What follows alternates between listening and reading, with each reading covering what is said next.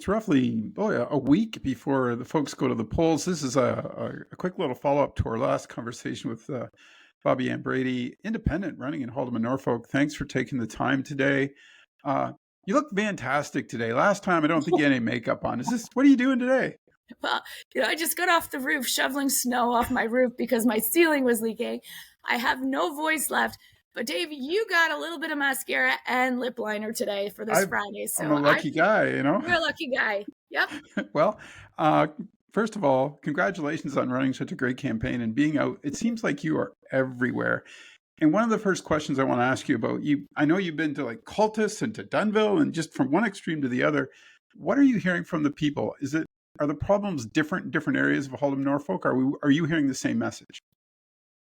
No, I'm hearing the same message right across the riding. People are very concerned. I mean, there's 2 million Ontarians without a family doctor, 17,000 of them right here in Haldimand, Norfolk. That number is astounding. We saw, over 1,000 people line up in Walkerton the other day in hopes of finding a doctor. This shouldn't be happening in this province. So healthcare is number one. Affordability, I would say, is right up there at the top. People, especially it's a hard winter. We're getting snow, it's cold. People are having a hard time heating. And then, of course, grocery prices, no matter, where we go, food is just on the rise and people are downtrodden. They are disillusioned. Long-term care is another one. Over 200 people on waiting lists locally, and we can't get shovels in the ground to build long-term care homes. It's not lost on me that the PC candidate at the debate the other night said, "Oh, our government will make sure that people stay in their homes longer." Well, yeah, of course you're going to make sure of that. You have no other choice because you're not building long-term care homes. And if you're going to try and keep people in their homes longer, then my goodness, we got to fix home care because home care is in a disaster state. And so that's what I really hear, like in the far reaches of the riding, both ends, is, we need to get home care in check because we don't have spaces in long-term care.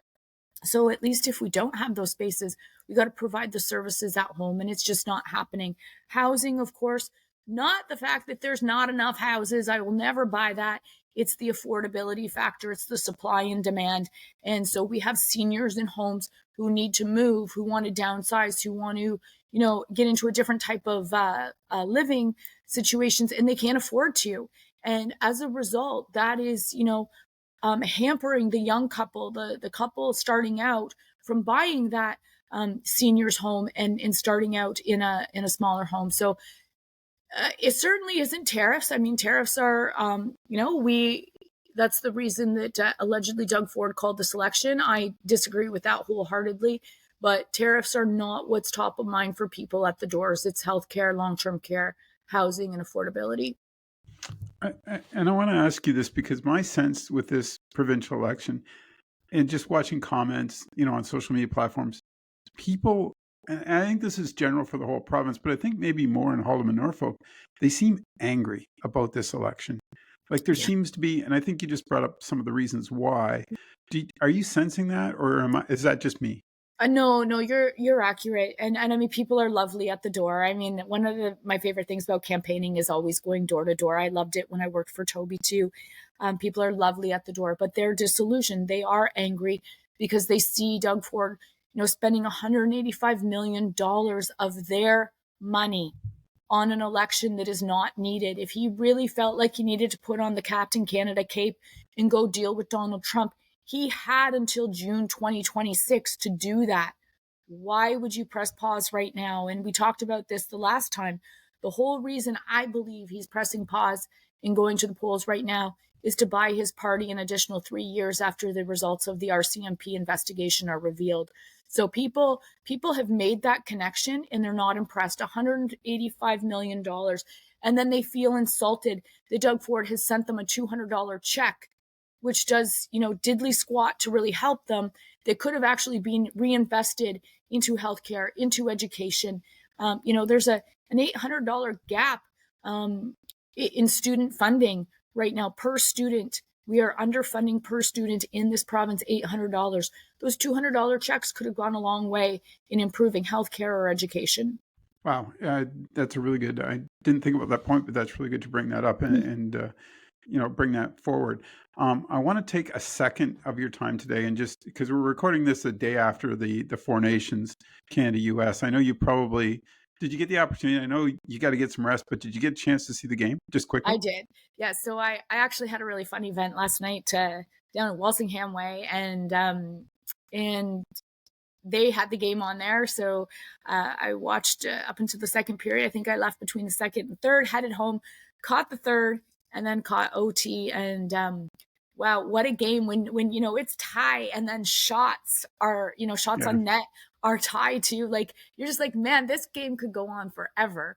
Um, I kind of Amazing. yeah, and I one of the comments I that I had heard, and I kind of feel that those players they were and the game should not be political. Let's make that very clear. But I No. felt like they were carrying some of that burden with them, just what's been going on in with between Canada and the US lately. And I thought they stuck to their guns and they played their game and they played like true Canadians, which is all we can ask for, Mhm. win or lose. But there was some pride there, and I think for the country, I think we're going to feel that in the next little bit. It's important that we have these small victories, isn't it? Absolutely. And I mean, I think when you saw um, that winning goal in OT, and you could see the gravity of the political situation on both sides of the ice. You saw the Canadians who were, look at us, we are the top dog. And you could see the Americans who went, oh, wow, we really, we failed. Oh, AJ, AJ is back. AJ's back. The Americans who, uh, felt like, oh boy, we've just bolstered these guys. We just bolstered the Canadians, and I think that's not a bad thing. But it's our game. It's a game that pulls us together, Yep. and I hope that over the next few days that the beautiful game of hockey can pull us together, and show some of our leadership that it is a game, and that we don't have to be so polarized. We don't have to be so angry with one another. And yeah, I felt bad for some of them on the ice. You could really see that was weighing hard on them. And this political situation that we find ourselves in with President Trump is not the fault of hockey players. It's not the fault of our friends who live across the border, and we need to keep that in mind. And it's still, I know it doesn't play out this way, but it is sort of a David and Goliath thing because we're 40 million, they're almost 400 million. You know what I mean? And I think that's kind of where our toughness. I mean, it started at Vimy Ridge, right? It goes back that Right. far of how Canadians are built, and I have a strong appreciation when I see them put so much effort into a game like that, which really is just pride. It's just Resilience, and yeah, the resiliency, right? And yeah. everybody, and I say this on the campaign trail, everybody loves, the underdog, or, the little brother that shows up, the big brother. And everybody loves that story. And when I look at that game, that's what you see. Speaking of underdogs, uh, can you You're tell a me cat, any aren't you, AJ? yeah, any highlight? I mean, I know, like you said, you've been out on the road for the last 3, 4 weeks going crazy, but is there any standout stories that you can share with us? Like, I mean, you get to talk to the people, and I appreciate that because nobody does that anymore. Let's No. be honest. Grassroots politics is largely gone, and we have to bring that back. Yeah, there's so many things, Dave, that stick out for me in this campaign. I mean, campaigns are supposed to be fun. I remember when I started in 99, campaigns are supposed to be fun. This one, there are aspects that So are for those that don't know, not in so. 1999, that's how old Bobby is. Okay, let's just Yeah, right. Yeah, yeah, I'm old. I started when I was 5, folks. yeah, there 5. we go. Still living that 30, that 29 dream, aren't you? It's Oh still yeah, over and over. Um, but so many things stand out. So I'll start with the negative. In 2022, things felt different. I felt like people didn't really understand the story of an independent.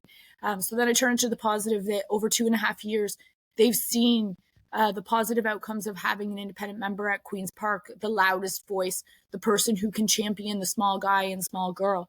One thing I will say about the 2022 campaign is that it was never personal. It was all about standing up for democracy. And, my opponent, Ken Hewitt, in 2022 did not come after me in a personal way. And I really, really appreciate that. And I never went after him in a personal way. This campaign, there has been a lot of personal attacks on me that are bold-faced mistruths. I'm not supposed to use the L word, but I will call them mistruths. And to me, that is very, very sad. And when you see them from people that you have actually helped over the years in their own career, when you see that, you quickly learn that in politics, finding somebody who is loyal to you is very, very difficult. So those are the negatives. On the positive side, all the people, I don't know how I'll ever thank all those people who have knocked on doors for me in minus 15-degree weather, who have run around this ride. We've had over 5,000 signs go out. And folks, if you haven't gotten your sign, my goodness, I hope you will get it before next Thursday. My crews are working as hard and fast as they can, but it is a good problem to have. But they're using drills to drill through the ground to get signs up. It's not like just, jumping out of the car in a spring or summer election and plopping it in the ground. Like it's taking a long time to put up a sign. And so, that stands out for me. It makes my heart swell, really. And then the people who private message me and remind me to sleep and remind me to eat. And, the people, when I walk into their establishment and they say, here's a coffee because you're looking tired. And, it's those things that just reinforce, Dave, why I do this, why I fight so hard, and why I don't want the people of Haldimand Norfolk to be saddled with a silenced voice. I just want to give the people of Haldimand Norfolk the loudest voice that they can possibly have because they're good people. And I think too, and you and I have this conversation every single time we do a podcast, but I love bringing it up because I think it supports what you and I both believe. We're opposites on a lot of issues, you and I, but the whole point of it is you're willing to sit, and I am, and have a discussion and try and figure out a happy medium. And that has left the political agenda world a long time ago. And more folks need to be, have that conversation. And, I like the part that we don't always agree, because then I'm going to learn something and you're going to learn something. And I think we forgot that a long time ago. That's my little rant today again. But I think that's critical. Absolutely. And I had a meeting last night with some teachers who said the exact same thing. Educational workers who said, like, you know what, Bobbi Ann, you don't always agree with us, but at least you agree to meet with us. They can't in Brantford, they can't get their MPP to come to the table and talk to them. Oh, I'm busy. Oh, I can't meet. They can't get PC candidates out to these, functions that they're having throughout this campaign. They're silenced and they don't even want to learn. And, I just find that so unproductive. Yet we're not always going to agree, but we always get the best results when we at least come to the table and hash it out. Sometimes you got to roll up your sleeves and you got to dig in your heels, but man, that's how you get the very best outcomes. And I don't see it anymore. I mean, the smear tactics, the little postcard of me in a red dress, for Pete's sakes, that went out in the mail last week, talking about how I voted, with respect to Liberal bills and NDP bills and everything else. Of course, because there's no monopoly on a good idea. What they don't tell you is how many times I voted in favor of their bills as well. They're trying to paint me as someone I'm not. And the truth is, I'm someone who doesn't believe there's a monopoly on a good idea. Stephen Blaise and Stephanie Bowman from the Liberal bench has brought forward 2 private members' bill over the past year that were tax cut bills. Tax cuts are conservative things. Those are conservative measures. 2 private members' bills that would have saved our businesses and saved families money. And guess what? The Conservatives voted them down. I didn't vote it down. You know why? Because it would have been good for every single one of our residents of Haldimand Norfolk. So, it's so disheartening that party politics have just taken over so much that, you can't see outside your own little box. And I'm sorry, folks, I'm really gross today with this chest thing. I don't know if you saw my hour-long piece with Alex Marlin from Acadia University. We really broke that down. Democracy in peril is what we call it. And we broke that down over an hour and a half in Jarvis a few weeks ago. And people, the over 200 people that were there, they said to me afterwards, they said, Bobbi, and we knew things were bad. We just didn't know they were this bad. And they are. They really are. Well, it seems to me that a lot of, and this could go for any party, they've forgotten who they answer to. They forgot who they answer to. They answer to their constituents, not the party Right. itself. I know they have to toe the party line. I understand that, but Yeah. you should have your own thought process for the people that you are representing all the time. That should be number one in your mind, not number two or number three. Government works for you, or should work for you, not the other way around. And I said this at the debate the other night. I said, if the PC candidate actually thinks that if they were successful in winning this election for Haldimand Norfolk, if they think that they're going to Queen's Park every single day and advising on policy and drafting bills, they are severely misguided. You know what the role of an MPP is? To champion what the little guy and gal want, to have somebody who fights in their corner. When you have a problem with, your driver's license, when you have a healthcare problem, when you have these things and you need your MPP to step in, that's the role of your representative, how hard they're going to fight for you on your little individual issues that matter so much to you. And that's where I have been successful over 25 years, helping people all over Haldimand Norfolk. And they remember, because over the course of the past few weeks, all these testimonials have appeared on my social media page. People who remember that 10, 15 years ago, when I was working in Toby's office, I helped them with a problem that they had. And not all of those problems were solved, Dave, but people are grateful when you listen and when you sympathize with them and you try your darndest to help them. People remember that. And the other part of this that I want to bring up is when a bill's passed, or when a bill is going for a reading that's going to be passed, the conversations I've had with you, you've explained the bill to me. And that doesn't happen anymore, right? Like, I don't know all the ins and outs. I'm seeing what's been put up on the headlines as a good thing because, and then I would have a conversation with you and you go, well, wait a minute, have you thought about this? And I think that's the other part that a role of your representative is, to explain to the people what the heck is going on, like you've been doing. Right. Yeah. And I really wanted the opportunity the other night to actually hold up a federal bill. And bills are like headlines. The titles of bills are like headlines. Yep. And the devil is always in the details. So, oh yeah, Bobbi Ann voted against this. Well, right, because the details of that bill were very, very different than what the title of that bill said. And I would point to Bill C-293, which is a federal bill that I have spoken out against on a number of occasions, because it has implications for our animal farming industry here in Ontario. And so, I have my opponent who was out there saying, oh, you voted against this.